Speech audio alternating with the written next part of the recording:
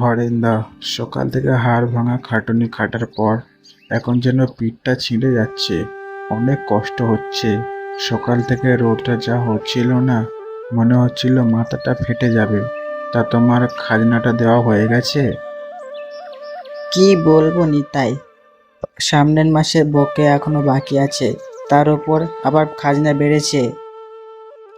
হ্যাঁ, কিছু কিছু গুজব তো শুনেছি, কিন্তু একেই তো এই হাঁসফাঁস অবস্থা। এতেও যদি 10 টাকা বাড়ায়, তাহলে আমাদের তো একদম না খেতে পেয়ে মরে যেতে হবে। আচ্ছা, তা কেউ কিছু বললো না? তোমার কি মনে হয়? মানে কেউ কি মুখ খুলছে, নাকি যে যার মতো সেই রকমই মুখ বন্ধ করে আছে? কে বলবে, সবাই তো রাঘব বাবুর কথা শুনলে ভয়তে কাঁপে। কতবারে মতিনকে কি করেছিল মনে নেই? জোর অত্যাচার করতে গিয়ে সে এখন জমি থেকে উচ্ছেদ হলো, এখন বিবি বাচ্চা নিয়ে রাস্তায় বসে আছে। আমিও সত্যি তাকে ভয় পাই। ভয় তো সবাই পায় গ্রামের। ঘরে বউ বাচ্চা আছে, কোথায় যাব জমি হারালে? তবে ভয়ে ভয়ে কতদিন থাকবে হরেন্দা? এভাবে তো একদিন না একদিন তো বন্ধ হয়ে মারা যেতে হবে। কি করব? এভাবে সবাই আমরা কাজ করব, আর লাস্টে অপমান পেতে হবে। যাই হোক, যাই ঘরে যাই, আবার রাতে আসতে হবে। এলে, ছেলে মেয়ে তিনবার জিজ্ঞাসা করছে ওদের আমি কি দিয়ে ভাত দেবো বলো তো। ওরা বলছে খিদে লেগেছে, ঘরে চাল নেই নুন নেই, কি দিয়ে আমি ওদের ভাত দেবো? কেন গো? হাঁড়িটা চুলোর পাশে রেখে এসেছি, কিছুই তো নেই, কি রান্না করে দেবো? বাসন্তী, আমি কি বসে আছি বলো? না খেয়ে সকাল থেকে খেটেই যাচ্ছি। এত খাটাখাটনি করার পর বাড়িতে এসে যদি শুনি বাড়িতে কিছুই নেই, তখন মনটা কেমন হয় বলো? এদিকে জমিদার আবার খাজনা বাড়িয়েছে। কি করব কিছু বুঝতে পারছি না। তোমাকে আমি দই দিচ্ছি না, কিন্তু আমি কি করবো বলো? ছোটটা কতদিন ধরে না খেয়ে আছে, ওর মুখটা দেখলে আমার মনটা ফেটে যায়। কি করবে বলো? এভাবে হাত গুটে বসে থাকলে হবে না, কারো কাছে কথা বলো। কার কাছে বলবো? সবাই নিজের পেটের দায়ে চুপ করে আছে। হরেন্দাও আজকে বলেছে 10 টাকা বিঘায় বেড়েছে খাজনা। এখন কার কাছে যাব? কিছুই বুঝতে পারছি না। তুমি চিন্তা করো না, কালকে আমি বাজারে যাব এবং দেখবো কোনো কাজ পাই কিনা। ঠিক আছে, কোনো চিন্তা করো না। আর কত ধৈর্য ধরবো? জানি তুমি চেষ্টা করছো, কিন্তু ছেলে মেয়েদের মুখেও তো তাকাতে হবে। যাও, তাড়াতাড়ি যাও, খালি হাতে ফিরো না, কিছু নিয়ে এসো। চেষ্টা করব। খালি হাতে ফিরতে আমারও ভালো লাগে না।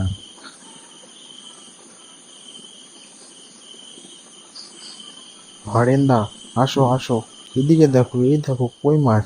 ক্ষেতের পানিতে কই মাছ দেখতে পাচ্ছি। এই দেখো আরেকটা, তাড়াতাড়ি আসো, ধরবো। কই দেখি। এই জমিতে এত বড় বড় কই মাছ আছে, আগে তো জানতাম না। তো অনেক বড় বড় কই মাছ।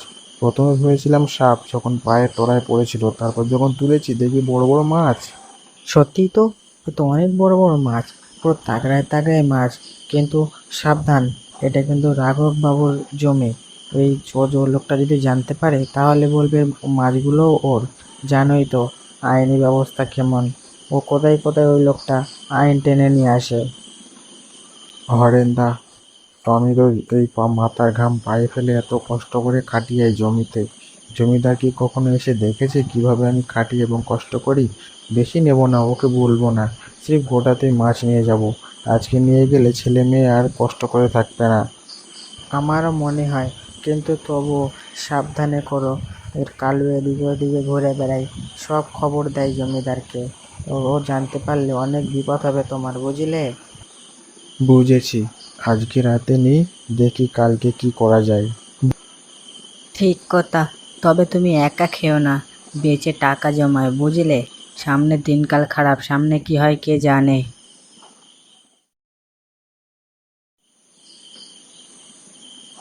এত মাছ সত্যি তুমি ক্ষেত থেকে পেয়েছো?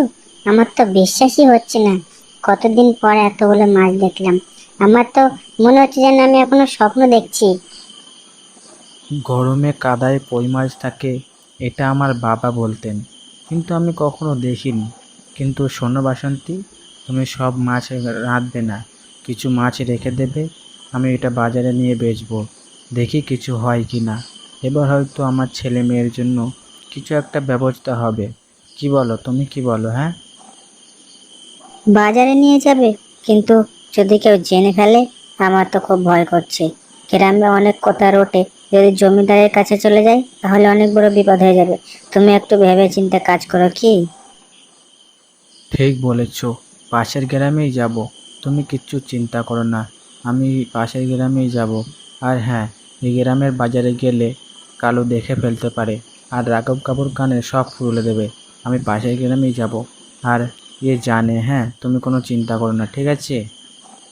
তোমার উপর আমার ভরসা আছে, কিন্তু সাবধান, কেউ যদি দেখে তোমার পয়সা হয়েছে তাহলে হিংসেই জ্বলবে। জানি, ওই জন্য চুপচাপ করব। আগে সংসারটা একটু টেনে তুলি, তারপর সব ঠিক হয়ে যাবে।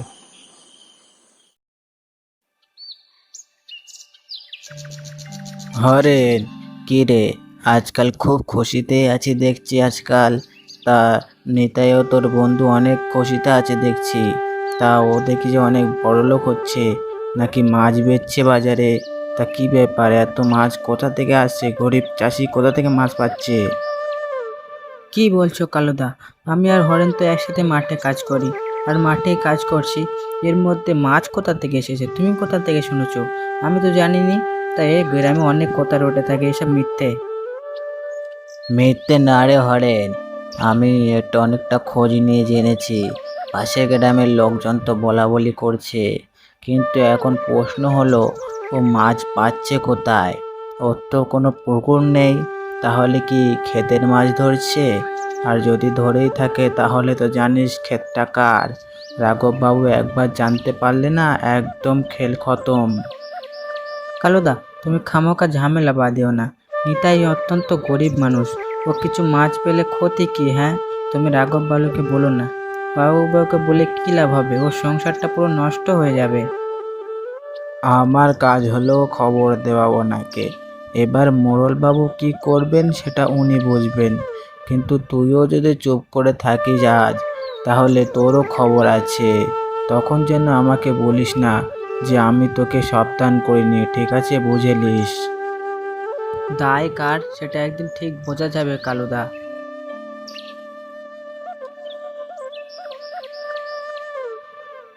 বাবু, একটা খবর আছে। হ্যাঁ, কি খবর রে? নিতাই চাষি, মানে আপনার পূর্ব দিকে যে ক্ষেতে চাষ করে, আর সে আপনার ক্ষেত থেকে কই মাছ ধরে আপনার বাজারে বেচছে। তা ব্যাপারটা কদিন ধরে চলছে আমি খোঁজ নিয়ে জেনেছি। তা আপনার কানে যাতে না আসে তাই জন্য ও চুপচাপ করছে। তা কি করা যায় বলুন তো? নিতাই মানে ওই হাড় গিলে চাষিটা, ভিখিরিটা, তাহলে ও খাজনা দিতে পারে না, আবার আমার জমিতে মাছ ধরে খাচ্ছে। তা কতদিন ধরে চলছে এসব? এটা তো চুরি। কি করিস? ও কতদিন ধরে করছে, আর খোঁজটা পেলি কোথা থেকে? হ্যাঁ, 7-8 দিন হবে বাবু।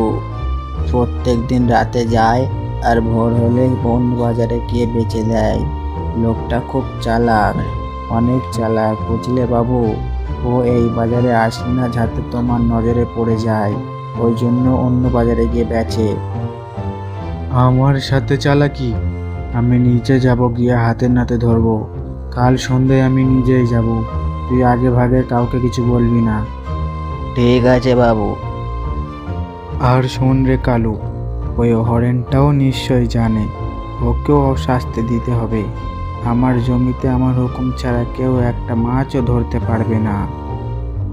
জি হুজুর, আপনি যা বলবেন তাই হবে।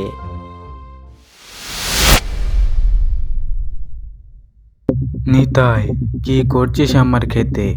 খাজনা দিতে পারিস না, আবার আমার জমিতে মাছ চুরি করে বেচছিস। তোকে আমি বিশ্বাস করেছিলাম, জমি দিয়েছিলাম, আর তুই আমার বিশ্বাসের এই প্রতিদান দিলি? রাঘব বাবু, শুনুন শুনুন, এটা কোনো পুকুরের মাছ নয়, এটা এই জমির মাছ। এই জমিতে আমি সকাল থেকে খাটাখাটনি করি, আর খাটাখাটনির পরে এখানে ফসল হয়, তাই বলে এখানে এই মাছ আমার কোনো অধিকার নেই? অধিকার বলছিস? তুই অধিকার দেখাচ্ছিস? জমিটা কার নামে আছে? আমার জমিটা আমার নামে আছে, তুই শুধু এখানকার একটা ছোট্ট কর্মচারী, বুঝলি? তার মানে আমার কোনো অধিকার নেই? তোকে চাষ করতে দিয়েছি, এটাই তোর জন্য অনেক। এখন থেকে যা মাছ ধরবি সব আমার কাছে দিবি। এর আগে যত মাছ বেচেছিস সব টাকা একে একে শোধ করবি, ঠিক আছে? তো টাকা ফেরত দেবো? আমি কি কোনো চুরি করেছি? তা আমি টাকা ফেরত দেবো? যে জমিতে আমি দিন রাত পরিশ্রম করি, সেই জমির কাদা থেকে আমি দুটো কই মাছ ধরে আমার বাচ্চাকে দিয়েছিলাম, সেটাই কি বড় ভুল হয়ে গেছে? মুখ সামলে কথা বল, হ্যাঁ? তোদের মতো লোককে যত মাথায় তুলি ততই আশকারা পেয়ে যাস। আজকে মাছ নিচ্ছিস, কালকে বলবি জমিটাই আমার, হ্যাঁ তাই তো? আমি আমি আমি আমি বেশি পাওনা চাই না, সেটা তো আপনি জানেন। অনেক বেড়ে গেছে নিতাই। বাবুর সামনে এভাবে উঁচু গলায় কথা বলছে মানে বাবু ওকে নিশ্চয়ই উচিত শিক্ষা দিবেন। হা হা হা। সত্যি কথা বললে বাড়াবাড়ি হয় নাকি কাকা? শোন, আমি এত কথা শুনতে চাই না। কাল সকাল পর্যন্ত টাইম দিলাম, টাকা পয়সার হিসেবটা করে রাখবি, নাহলে দেখবি আমি কি করতে পারি। আমি তোমাকে আগেই বলেছিলাম সাবধানে থাকতে। জমিদার মশাই যদি এখন জমিগুলো কেড়ে নেয়, তাহলে আমরা কোথায় যাব? মতিনের মতো রাস্তায় গিয়ে বসবো?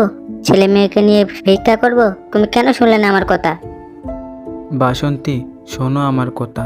সাবধানে আর থেকে কি করতাম? একদিন না একদিন তো ধরা পড়তেই হতো। কিন্তু আজকে একটা কথা বুঝতে পারলাম, এই ভয়ে ভয়ে আর কতদিন থাকবো? এভাবে কি আমার ছেলেরাও থাকবে? বড় বড় কথা বলা তো সহজ, কিন্তু কেউ ওনার বিরুদ্ধে কথা বলবে। তুমি যদি বলো তোমার পাশে কেউ থাকবে না, সবাই জমিদারকে ভয় পায়, কি করবে? কিন্তু আমাকে কিছু করতে হবে। আর কালকে মন্দিরের সাথে আর গ্রামবাসীর সাথে কথা বলতে হবে। আমরা যদি সবাই একসাথে থাকি তাহলে রাঘববাবু কিছুই করতে পারবে না আমাদেরকে।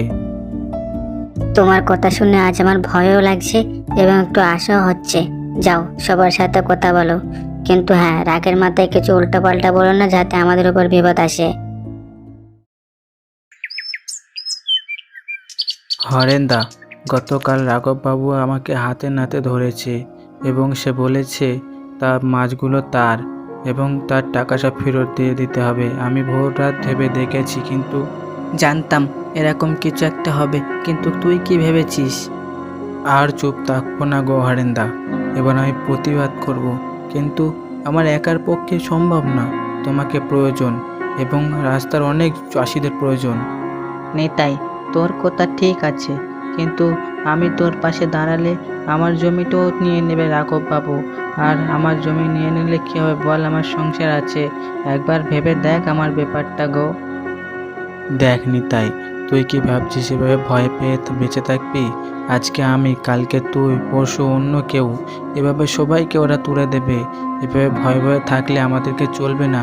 আমরা যদি একসাথে বলি যে এটা ভুল, তাহলে রাঘববাবু কিছুই করতে পারবে না। আর যদি বলি যে রাঘববাবু জমি থেকে তুলে দেবে, তাহলে কে চাষ করবে শুনি? তোর কথাটা অবশ্য ঠিক।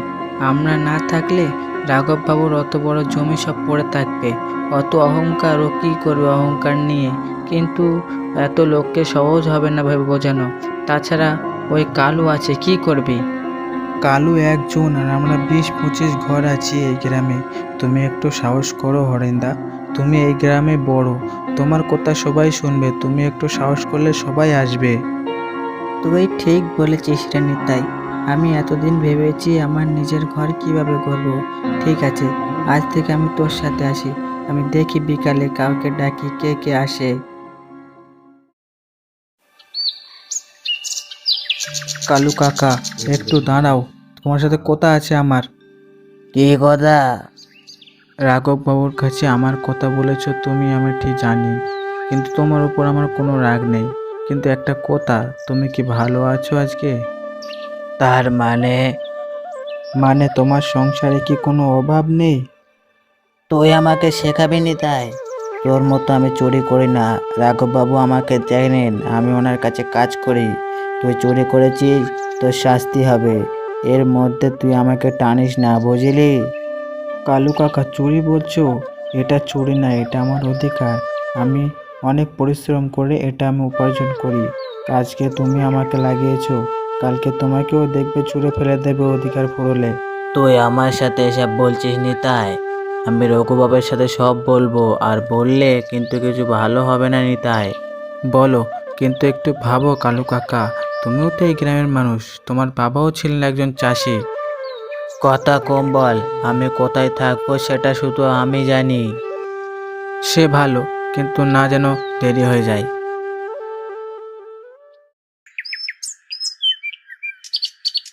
নিতাই, এটা কি তামাশা হচ্ছে?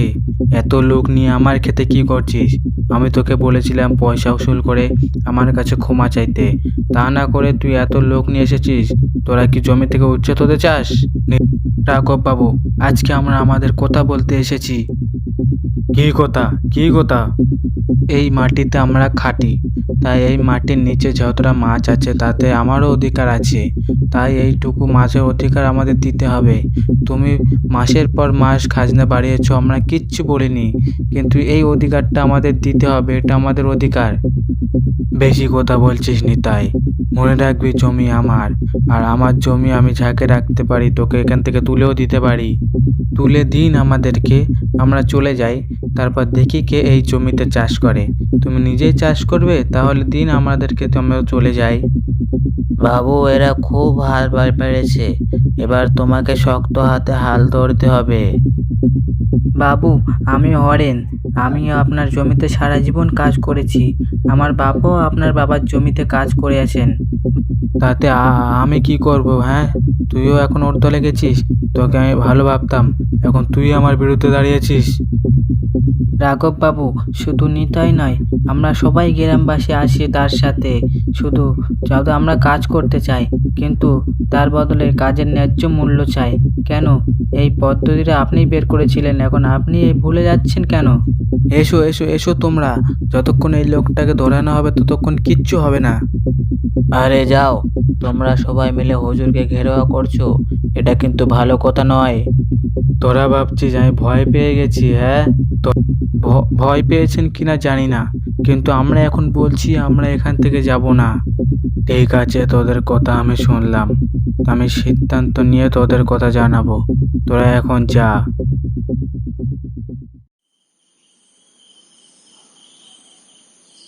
সত্যিই পিছিয়ে গেলেন রাঘব বাবু? এতদিনের দাপট, সেই অহংকার, সব এত তাড়াতাড়ি ভুলে গেলেন, কিভাবে হতে পারে? কারণ আমরা এক হয়েছি সবাই, এতদিনে এরকম কাজ এখনো কেউ করেনি। কিছু আবার একটা ফোন দিয়ে আঁকছেন না তো? আমি আবার এখনো বিশ্বাস করতে পারছি না। ফোন দিয়ে আঁটতেও পারেন, কিন্তু এখন আমি একা নেই বাসন্তী, আমার কাছে জন্টি আছে, সব গ্রামের অনেকজন আছে। রাঘববাবু বুঝে গেছেন যে আমাদেরকে উঠিয়ে দিলে তার জমি চলবে না এখন আর।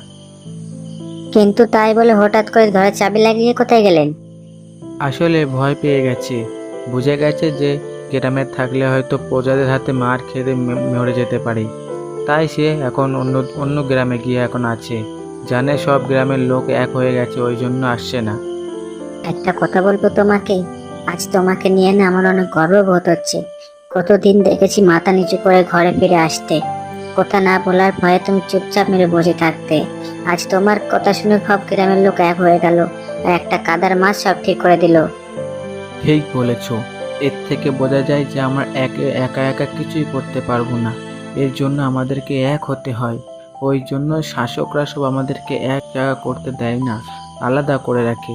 যদি আমরা জোর করে এক হয়ে যাই, তাহলে এরকম অত্যাচারী শাসকদের আমরা নিশ্চয়ই তুলে দিতে পারবো। সেটাই তো বলছি, যে আমাদের গল্প থেকে যেন সবাই যেন একটা ভেবে নেয় যে আমরা একতাই সব, একা একা আমরা কেউ কিছু করতে পারবো না। আচ্ছা, তোমরা বলতে পারবে জমিতে আমি কোন কাজটা করতে গিয়ে মাছটা ধরতে পেলাম? যদি বলতে পারো তো অবশ্য কমেন্টে বলবে। চলো আমরা ঘরে যাই, আজ মাছ ভাত রান্না করবো, ছেলে মেয়েদেরও অপেক্ষা করছে।